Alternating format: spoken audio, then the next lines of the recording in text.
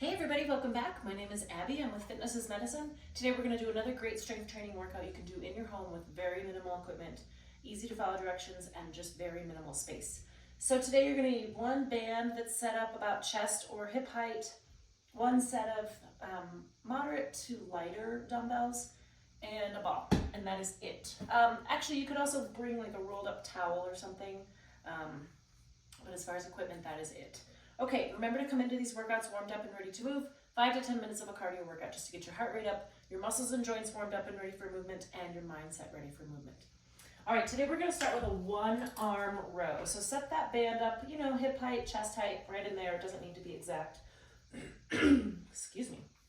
Now, good athletic stance. Your knees and your hips are bent just a little bit, so your quads and your glutes are engaged, tummy engaged, shoulders down and back to start. We're going to pull one arm back and resist twisting. So you want to pull back, keeping your chest forward. And when you pull back and don't twist, your abs really have to contract to keep you, because it's kind of common to want to do this. Breathe. Squeeze that one shoulder blade as you pull back. And 10. All right, switch hands. 1. Make sure you start with those shoulders down and back before you get going, and really focus on it. It's easy to kind of bring that shoulder up as you're working it if you're not thinking about it. 9 and 10. Good.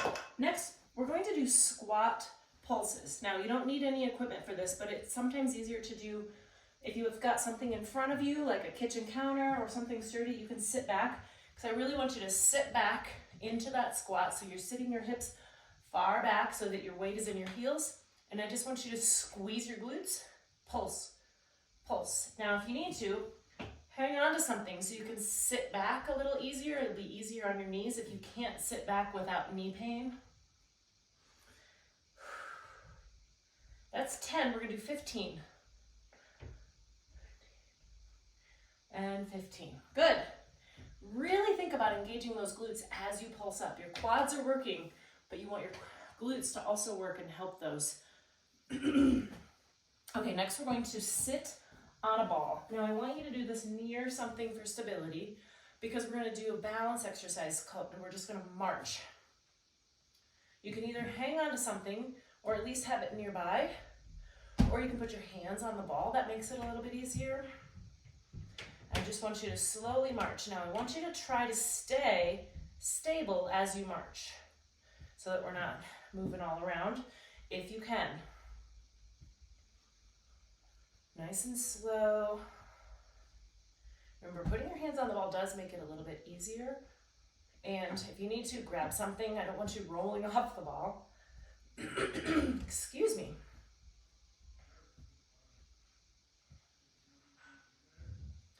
Keeping those abs contracted. And rest. Good. Okay, next we're going to grab those weights. I don't think I need those anymore. Not anymore. Remember, when you pick up your weights, to use good form, bend those knees. So we are going to do this in a tandem stance, or you can do a single leg stance or a staggered stance. We're going to do forward raises. So keep those thumbs up, basically. So you're going to raise them like this. Now keep those shoulders down as you lift. Tummy nice and tight, because when you lift that weight forward, it can get into your back a little bit if you're not careful. And if you do have back pain, if you're feeling it in your back, grab a lighter weight. Also, if you find yourself kind of doing this, grab a lighter weight. You want to be able to lift with your shoulders, really keeping those abs tight. Breathe.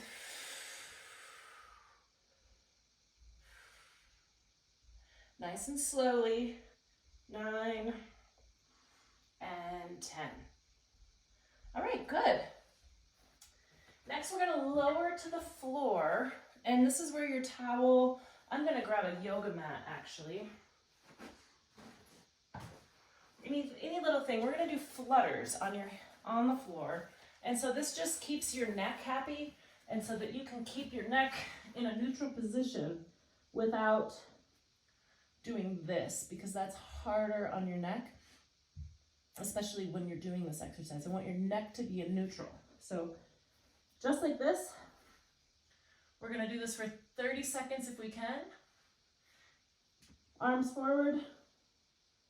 You're just fluttering like you're swimming. So you just barely bring your arms and legs up off the floor. So I'm kind of touching, but not lifting super high. So you don't need to lift way up here, just off the floor. Now, if you're having shoulder pain with this, you can bring your hands here. And rest, good. My watch heard me say 30 seconds and it timed me. Okay, now we're gonna stay on the floor, just flip over onto your back. And we're going to do a core exercise, an ab exercise, with your legs in a diamond shape. So start with them bent and just let them fall out to the sides like this. Now what this does is it takes your hip flexors out of the equation and really just lets you work on those abs. A lot of times when we're doing this type of a core work, your hip flexors naturally engage, but sometimes if you have pain with that, or if you can't get it out of your hip flexors, you really want to just focus on your abs here. Now, our goal is to lift your shoulder blades up off the floor. So think about, I'm just going to put my hands here. You can also put your hands on the floor and just lift up like this. That's be a little bit easier. You can put your hands here. Just thinking, you want to, like your rope is pulling you towards the ceiling versus crunching this way. So this will help, hopefully, keep your neck happier as well. Lift those shoulder blades up. Keep breathing. It's really easy to hold your breath when you're doing abs.